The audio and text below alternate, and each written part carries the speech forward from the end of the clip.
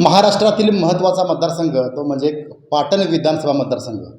पाटण विधानसभा मतदारसंघात सध्या काय घडामोडी सुरू आहेत, काय राजकारण सुरू आहे, कोण अडचणीत आहेत आणि कोण बाजी मारू शकेल याकडं आज आपण लक्ष केंद्रित करणार आहोत.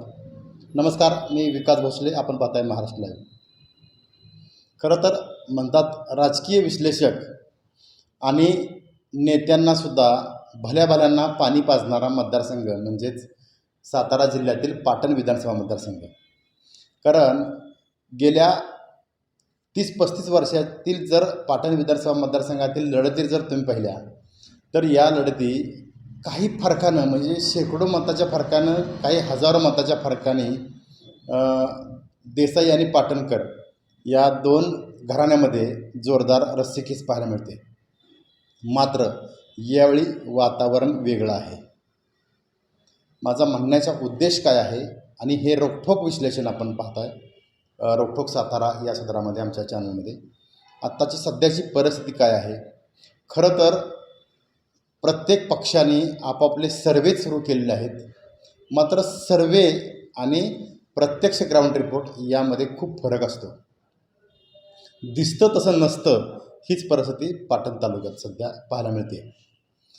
त्याच्या अगोदर थोडं 5 मिनटं मी तुम्हाला सांगणार आहे.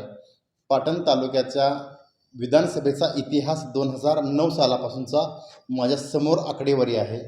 2009 साली अवघ्या 700 मतांनी विक्रमसिंह पाटणकर यांचा विजय झाला होता. 700 मतांनी 2009च्या निवडणुकीत. 2014 साली 18,824 मतांनी आमदार शंभूराज देसाई यांचा विजय झाला होता.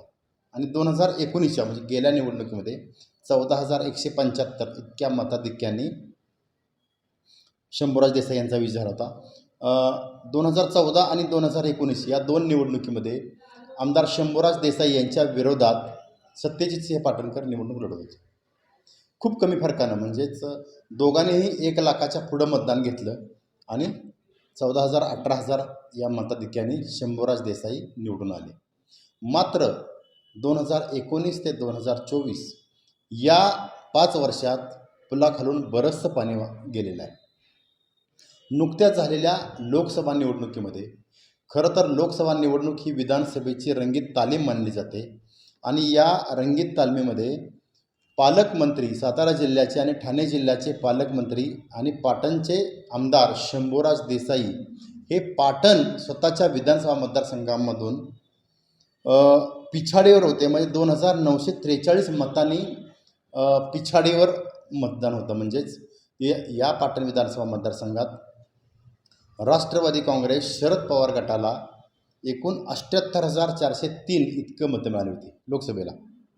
आणि उदयनराजे भोसले जे महायुतीचे उमेदवार होते त्यांना 75,460. म्हणजेच याचा अर्थ असा की पाटण विधानसभा मतदारसंघामध्ये वारं फिरत चाललेलं आहे का, यावर आपण आज विश्लेषण करणार आहोत. खरं तर 2024च्या या निवडणुकीमध्ये ठाकरे गट, उद्धव ठाकरे गट सोडाला पेटलेला आहे. मी हा शब्द का वापरतो आहे? ज्या ज्या लोकांनी गद्दारी करून बाहेर पडले अशा लोकांना धडा शिकवण्यासाठी उद्धव ठाकरे गटाने कंबर कसली आहे. मुंबई इथे झालेल्या नुकत्याच शिवसेना उद्धव ठाकरे मेळाव्यामध्ये स्पष्ट संकेत दिलेले आहेत उद्धव ठाकरेंनी आणि आदित्य ठाकरेंनी. कसल्याही परिस्थितीत पाटण विधानसभा मतदारसंघात शंभूराज देसाई यांना विजयाचा गुलाल उचलू देणार नाही या संदर्भाची वक्तव्य त्यांनी केलेले आहेत. त्याचा किती परिणाम होईल हे आपण विश्लेषणात पाहणार आहोत. खरं तर दुसरा मुद्दा, उद्धव ठाकरे गटांचा मेळावा झाला मुंबईत की लगेच काही दिवसामध्ये शिंदे गटाचा मेळावा झाला. म्हणजेच शंभूराज देसाईंनी मुंबईत जोर बैठका, पाटण विधानसभा मतदारसंघाच्या जोर बैठका मुंबईत सुरू आहेत. मात्र ग्राउंड रिपोर्ट काय सांगतोय, ग्राउंडवर आता काय चालू आहे ते आपण आज चर्चा करूया. पाटण विधानसभा मतदारसंघावर अनेक विश्लेषण होणार आहेत. मात्र सध्याची परिस्थिती काय आहे ती अचूकपणे मी तुम्हाला खरं तर मांडणार आहे. ही झाली गेल्या वेळची आकडेवारी. आत्ता सध्या काय चाललं आहे, काय घडतं आहे, काय बिघडतं आहे. पाटण विधानसभा मतदारसंघामध्ये महायुतीचे उमेदवार सातारा जिल्ह्याचे पालकमंत्री शंभूराज देसाई यांचं तिकीट फिक्स आहे. तेच दुसऱ्यांचे तिकीट वाटत आहेत. त्यामुळं ते स्वतः या ठिकाणी उमेदवार असतील हे काय निश्चित आहे. मात्र पालकमंत्री शंभूराज देसाई यांच्या समोर जितकं सोपं दिसतंय इतकं वातावरण पाटणमध्ये नाही. पाटण तालुका याचबरोबर कराड तालुक्यातील सुपणे मंडल हे पाटण विधानसभा मतदारसंघामध्ये येते. सुपणे मंडलमध्ये जवळजवळ 70% मतदान हे आत्ता लोकसभेच्या निवडणुकीमध्ये शरद पवार गटांना म्हणजेच तुतारीला झालेला आहे. ही धोक्याची घंटा आहे. गेल्या वेळी 18,000 मतदान मिळालं, त्यामध्ये लीड देण्याचं काम कराड तालुक्यातील सुपणे मंडळाने केलं शंभूराज देसाईंना. यामुळं शंभूराज देसाई यांच्यासाठी धोक्याची घंटा आहे. दुसरी धोक्याची घंटा कशी आहे की 2.5 वर्षापूर्वी सरकार बदललं. शंभूराज देसाई उद्धव ठाकरे यांना सोडून एकनाथ शिंदे यांच्यासोबत गेले. एकनाथ शिंदे यांचे किचन कॅबिनेट म्हणून ते सध्या पूर्ण महाराष्ट्रावर काम करत आहेत आणि अडचणीच्या काळी धावून जात आहेत. मात्र आमदार शंभूराज देसाई यांनी उद्धव ठाकरे यांच्याशी घेतलेली उघड दुश्मनी यामुळं पाटण विधानसभा मतदारसंघात जो शिवसेनेचा ठाकरेंना मानणारा जो शिवसैनिक आहे तो सुडानं पेटलेला आहे. खरं तर कसल्याही परिस्थितीत शंभूराज देसाई यांना रोखणं, आवरणं, पराभूत करणं हे प्रमुख टार्गेट उद्धव ठाकरे गटांचं सध्या पाहायला मिळते. सध्या नुकताच भगवा सप्ताह पार पडला. या सप्ताहात शिवसेनेचे जिल्हा प्रमुख आणि पाटण विधानसभा मतदारसंघाच्या निवडणुकीचे विधानसभेचे प्रमुख दावेदार असलेले हर्षद कदम यांच्या नेतृत्वाखाली गावोगावी भगवा सप्ताह मोठ्या उत्साहात संपन्न झाला. याचीच एक प्रचिती अशी आहे की गावोगावचे शिवसैनिक हे पूर्ण चार्ज झाले दिसत आहेत. शिवसैनिक म्हणजे कोणते की उद्धव ठाकरे गटाचे म्हणतो मी. आणि दुसरा मुद्दा, शिवसेना उद्धव ठाकरे गटाच्या या विधानसभा मतदारसंघात किमान मोठ्या नेत्यांच्या 10 सभा होतील शंभूराज देसाई यांच्या विरोधात. दुसरा मुद्दा, राष्ट्रवादी काँग्रेस शरद पवार गटसुद्धा पूर्ण चार्ज आहे. कसल्याही परिस्थितीत पाटण विधानसभा मतदार जिंकायचीच आणि जिंकायचीच या ईर्षेनं शरद पवार गट कामाला लागलेला आहे. तिसरा मुद्दा तो म्हणजे काँग्रेसचा गट, म्हणजेच काँग्रेसचे प्रांतिक सदस्य हिंदराव पाटील आणि काँग्रेसचे पाटण विधानसभा मतदारसंघात पाटण तालुका अध्यक्ष अभिजित पाटील यांच्या नेतृत्वाखाली, याचबरोबर नरेश देसाई यांच्या नेतृत्वाखाली असलेला काँग्रेसचा गट नेहमीच निर्णायक भूमिका पार पडतो. यावेळीसुद्धा ज्या बाजूने काँग्रेसचा गट राहील त्या बाजूचं पारडं जड राहील, तो विजय होईल. आत्तापर्यंतचा असा संकेत पाटण विधानसभा मतदारसंघामध्ये होता आणि तोच धागा पकडून कसल्याही परिस्थितीत काँग्रेसमध्ये यावेळी कुठलंही आत एक बाहेर एक अशी भूमिका होणार नाही, अशी स्पष्ट भूमिका काँग्रेस वतीनं घेण्यात आलेलं आहे. यामुळं महाविकास आघाडीचा जो उमेदवार असेल या उमेदवाराच्या पाठीशी काँग्रेस ठामपणे राहणार, शिवसेना राहणार, शरद पवार गट राहणार. याची प्रचिती लोकसभेला आलीच. लोकसभेला इतकं वातावरण महायुतीला चांगलं असताना कोट्यावधीचा निधी पालकमंत्री शंभूराज देसाई यांनी पाटण विधानसभा मतदारसंघामध्ये दिलेला असताना सुद्धा पाटण विधानसभा मतदारसंघ हा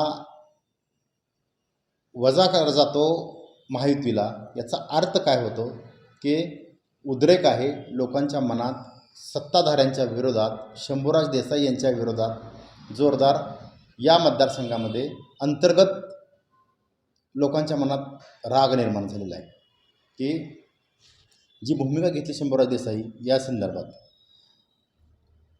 पुढचा मुद्दा, पाटण विधानसभा मतदारसंघात उमेदवार कोण असेल. खरं तर 2 निवडणुकामध्ये सत्यजित पाटणकर हे पराभूत झाले, म्हणजे 2014 आणि 2019मध्ये. हा मतदारसंघ पारंपरिक मतदारसंघ हा शिवसेनेचा, म्हणजेच जर महाविकास आघाडीचा विचार करायचा झाला तर कोण उमेदवार असेल यावर आपण चर्चा करतो आहे. या मतदारसंघात पहिल्यापासून म्हणजेच शंभूराज देसाई या ठिकाणी प्रवेश केल्यापासून शिवसेनेत बाळासाहेब ठाकरे यांच्या उपस्थितीत, तेव्हापासून हा मतदारसंघ शिवसेनेकडे आहे. यामुळं यावेळी हा मतदारसंघ शिवसेना यावर दावा करू शकते. मात्र राष्ट्रवादीसुद्धा हा मतदारसंघ लढत होतीच पहिल्यापासून, अगदी विक्रमसिंह पाटणकर नंतर सत्यजित पाटणकर. आणि त्यामुळं उद्धव ठाकरे की शरद पवार, म्हणजेच ह्या शिवसेना की राष्ट्रवादी, ह्या दोन्हीपैकी एक होऊ शकतं. खरं तर उमेदवाराचे दावेदार दोघं जण आहेत, म्हणजे या महाविकास आघाडीच्या वतीनं प्रमुख दावेदार म्हणतो आहे मी. सत्यजितसिंह पाटणकर शरद पवार राष्ट्रवादी काँग्रेस गटाकडून, आणि शिवसेना उद्धव ठाकरे गटाकडून हर्षद कदम की जे शिवसेना जिल्हा प्रमुख आहेत. या दोघांपैकी एकाची खरं तर उमेदवारी मिळू शकते. अनपेक्षितपणे खरं तर हर्षद कदम यांचासुद्धा चेहरा पुढं केला जाऊ शकतो.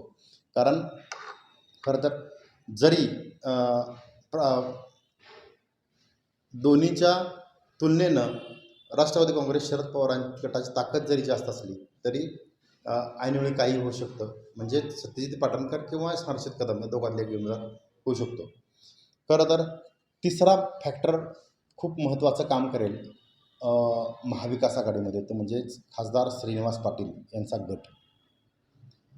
खासदार श्रीनिवास पाटील यांच्या गटाच्या भूमिकेकडं खूप सर्वांच्या नजरा लागून राहिलेल्या आहेत, आणि हा गट या तालुक्यामध्ये निर्णायक भूमिका पार पडेल. सारंग पाटील यांचं कराड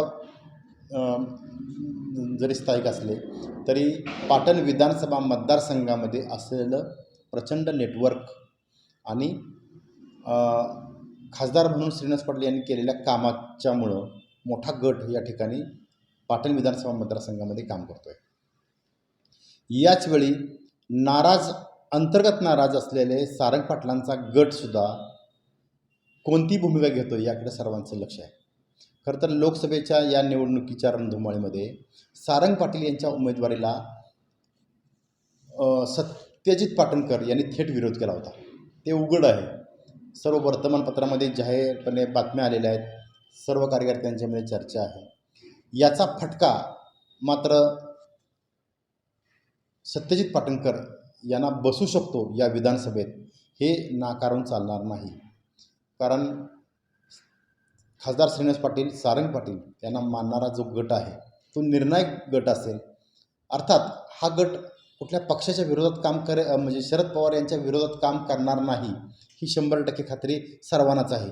मात्र अंतर्गत कार्यकर्त्यांची नाराजी ही कशी दूर करणार सत्यजित पाटणकर, म्हणजे कोणाच्या खासदार श्रीनिवास पाटील गटाच्या कार्यकर्त्यांची झालेली नाराजी लोकसभेच्या निमित्तानं, हे सुद्धा बघणं महत्त्वाचं राहणार आहे. याचा अर्थ असा आहे की पाटण विधानसभा मतदारसंघात हॉट लढत होणार आहे, अटीतटीची लढत होणार आहे. दिसतो इतका मतदारसंघ शंभूराज देसाई यांना इतका सोपा राहिलेला नाही. महाराष्ट्रात चित्र निर्माण केलं जातं आहे की शंभूराज देसाई हे हुकमी हक्क आहेत पाटण विधानसभा मतदारसंघामध्ये. मात्र ग्राउंड रिपोर्ट खूप वेगळा आहे.